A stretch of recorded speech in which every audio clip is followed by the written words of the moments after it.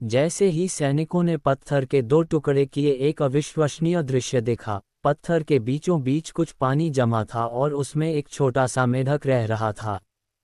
पत्थर टूटते ही वो अपनी कैद से निकलकर भागा। सब अचरज में थे कि आखिर वो इस तरह कैसे कैद हो गया और इस स्थिति में भी वो अब तक जीवित कैसे था।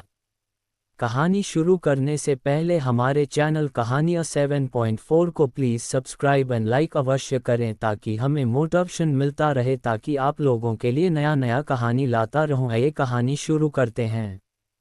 एक राजा अपनी वीरता और सुशासन के लिए प्रसिद्ध था। एक बार वो अपने गुरु के साथ भ्रमण कर रहा था। राज्य की समृद्धि और खुशहाली देखकर उसके भीतर घमंड के भाव आने लगे और वो मन ही मन सोचने लगे, सचमुच मैं एक महान राजा हूँ, मैं कितने अच्छे से अपने प्रजा देखभाल करता हूँ।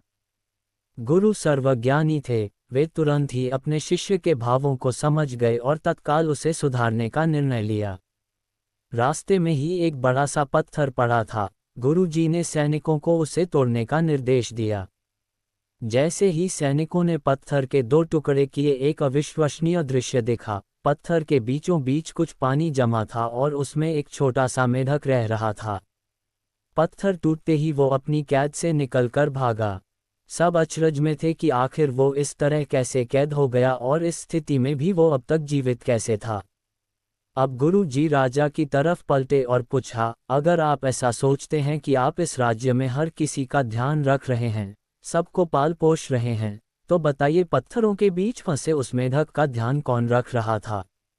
बताइए कौन है इस मेढक का रखवाला? राजा को अपनी गलती का एहसास हो चुका था। उसने अपने अभिमान पर पछतावा होने लगा। गुरु की कृपा से वे जान चुका था कि वो ईश्वर ही है जिसने हर एक जीव को बनाया है और वही है जो सबका ध्यान रखता है। मित्रों, कई बार अच्छा काम करने पर मिलने वाले यश और प्रसिद्धि से लोगों के मन में अहंकार घर कर जाता है और अंततः यही उनके अपयश और दुर्गति का कारण बनता है।